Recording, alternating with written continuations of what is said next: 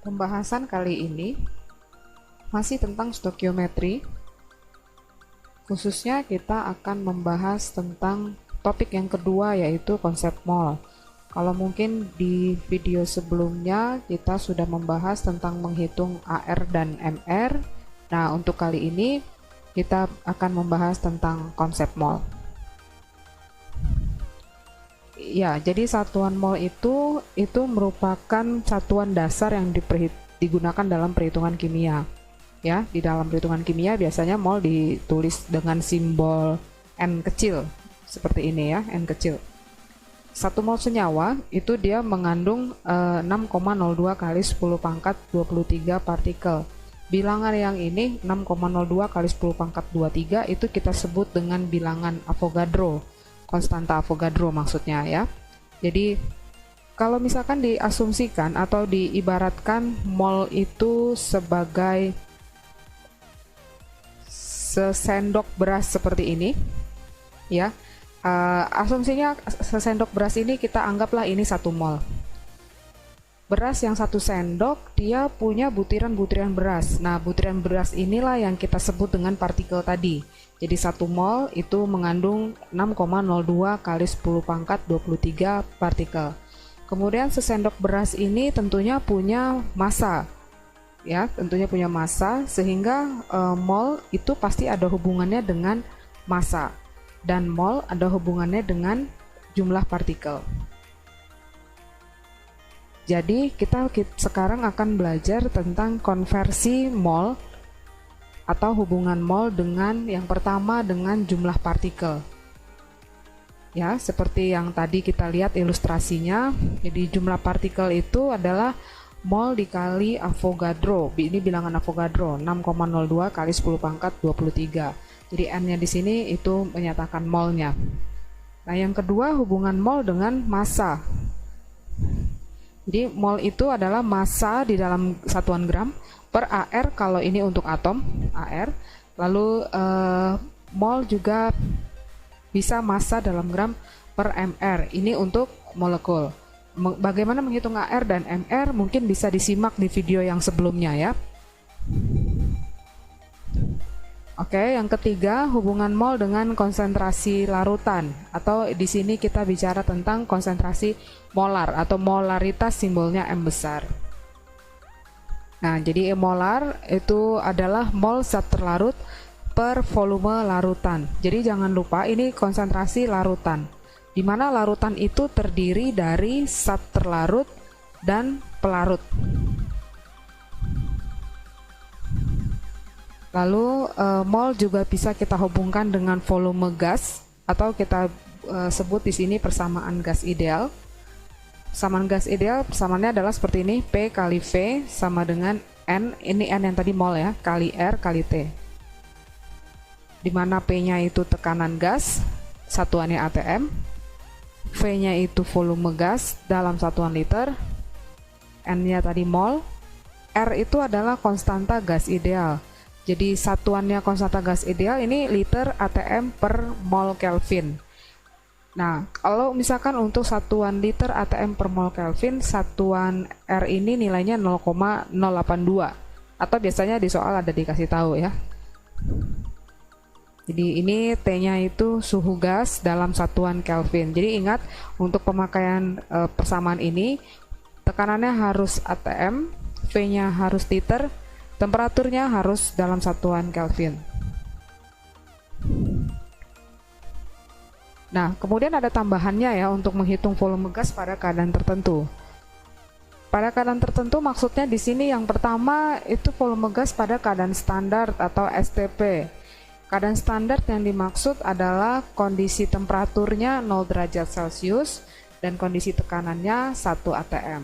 Untuk kondisi STP, volume gas bisa dihitung dengan persamaan volume sama dengan mol dikali 22,4, satuannya liter. Lalu keadaan khusus yang kedua itu volume gas pada keadaan kamar. Jadi suhunya suhu kamar, ini RTP. RTP berarti temperaturnya 25 Celcius, tekanannya 1 atm. Kalau dalam kondisi kamar, Volumenya bisa dihitung dengan persamaan ini. Volume sama dengan mol dikali 24, satuannya juga liter. Lalu kondisi yang ketiga, volume gas itu diukur dengan mengacu pada gas lain yang diukur pada suhu dan tekanan yang sama, atau biasanya suka ditulis gini dalam kurung T, P gitu ya. Nah, dalam kurung T, P itu maksudnya ada dua gas, gas A dan gas B. Kemudian dia diukur pada suhu dan tekanannya itu sama. Nah, kalau seperti ini berarti kita bisa pakai persamaan ini ya, volume, membandingkan volume dengan molnya saja. Jadi volume A per volume B itu sama dengan mol gas A per mol gas B.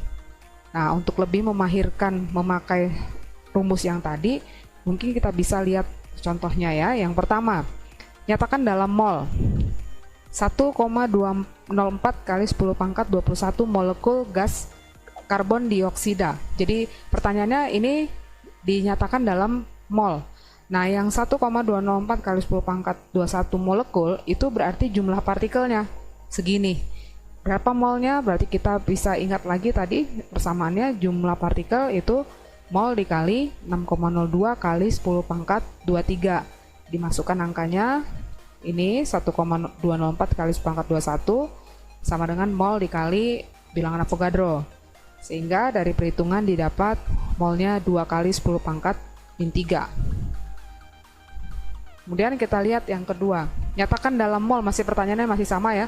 Nyatakan dalam mol 1,8 gram air. Ini ada dikasih airnya H1, airnya O itu 16. Jadi air itu berarti rumus molekulnya H2O. Lalu kita ingat lagi tadi hubungan mol dengan massa, karena ini gram berarti massa ya. Jadi mol sama dengan massa per AR kalau atom, atau mol sama dengan massa per mr kalau molekul. Karena ini molekul H2O, berarti kita pakai yang ini, mol sama dengan massa per mr. Nah, masukkan angkanya, massanya 1,8 gram per mr-nya ini ya, 2 kali 1 tambah 1 kali 16. Jadi kita dapat angkanya kalau dibagi ini dapatnya 0,1. Nah, yang ketiga. Yang ketiga ini pertanyaannya masih sama, nyatakan dalam mol setengah molar larutan NaOH dalam 100 ml larutan. Artinya di sini yang setengah molar itu berarti konsentrasinya, lalu 100 ml larutan. Berarti ini volume larutannya. Jadi larutan NaOH-nya sebagai zat terlarut, lalu 100 ml larutan itu volume larutannya. Berarti kita ingat tadi hubungan molar dengan mol ya. Jadi molar sama dengan mol zat terlarut per volume larutan dalam satuan liter. Jadi kita masukkan angkanya, molarnya setengah molar, molnya itu yang mau ditanya, volumenya diganti satuannya jadi 0,1 liter. Sehingga didapat dari perhitungan didapat molnya 0,05. Lalu yang keempat, nyatakan dalam mol 8,2 liter gas CO pada suhu 27 Celcius dan tekanan 228 mm Hg. Lalu di sini dikasih konversinya ya, 1 atm itu 760 mm Hg. Berarti ini volume gas ya. Ini volume gas 8,2 liter. Temperaturnya 27 Celcius. Jangan lupa ini kita ubah ke Kelvin. Lalu tekanannya 228 mmHg. Berarti ini kita harus konversi dulu ke atm. Diketahui itu ya, 8,2 liter volumenya, temperaturnya 27 Celcius. Berarti jadi 300 Kelvin. Tekanannya 228 mm Hg. Ya, ini dibagi dengan 760 supaya bisa dapat dalam ATM, jadi dapatnya 0,3 ATM. Lalu kita masukkan ke PV sama dengan nRT. Nah, masukkan angkanya, R-nya tadi 0,082, dapat hasilnya M-nya itu 0,1 mol. Oke, kemudian yang ini ya, 7,84 liter gas SO2 pada suhu 0 derajat Celcius, tekanan 1 atm. Nah, 0 derajat Celcius tekanan 1 atm itu artinya gas ini dalam kondisi standar atau STP. Sehingga dari Persamaannya volume sama dengan mol dikali 22,4. Masukkan angkanya 7,84 itu volumenya, molnya nggak tahu. Lalu ini 22,4. Nah, dari sini kita dapat hasilnya molnya 0,35. Lalu berikutnya 9,6 liter gas SO2 pada suhu 25 Celcius 1 atm. 25 Celcius 1 atm itu berarti kondisinya dalam kondisi RTP atau pada kondisi kamar. Sehingga dari persamaan yang tadi, volume sama dengan mol dikali 24 liter. Masukkan angkanya 9,6 sama dengan mol dikali 24. Sehingga didapat N-nya 0,4.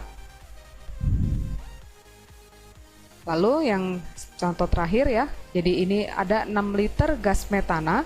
Metana rumus molekulnya CH4, diukur pada suhu dan tekanan yang sama dengan 1 mol gas nitrogen 24 liter. Jadi pertanyaannya masih sama, nyatakan dalam mol. Berarti berapa mol 6 liter gas metana jika diukur pada suhu dan tekanan yang sama dengan 1 mol gas nitrogen 24 liter.